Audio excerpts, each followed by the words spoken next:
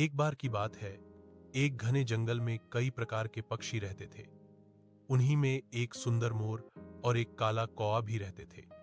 मोर का नीला, हरा चमकदार पंख जब सूरज की रोशनी में दमकता था, तो सारे पक्षी उसे देखकर मंत्रमुग्ध हो जाते थे। दूसरी ओर कौवा अपने साधारण काले पंखों को देखकर हमेशा दुखी रहता था। एक दिन कौवे ने मोर से कहा, भाई मोर, तुम्हारे जैसे सुंदर पंख काश मेरे पास भी होते। भगवान ने मुझे इतना काला क्यों बनाया? मोर मुस्कुराया और बोला, मित्र, जो मिला है उसी में सुख मानना चाहिए। सुंदरता सब कुछ नहीं होती। लेकिन कौवा नहीं माना। वह सोचने लगा कि अगर उसके पास भी मोर जैसे पंख हों तो सब उसकी प्रशंसा करेंगे।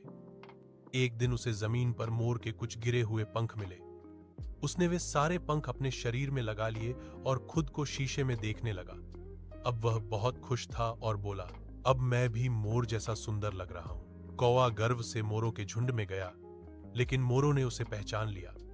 उन्होंने कहा, तू हमारे जैसा नहीं बन सकता, क्योंकि तू हमारा साथी नहीं, एक नकलची है।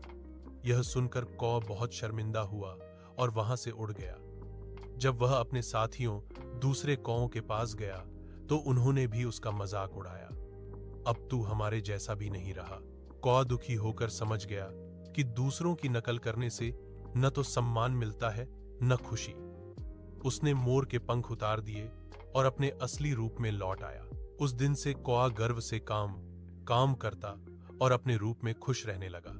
सीख, हमें जैसा बनाया गया है उसी में संतोष रखना चाहिए।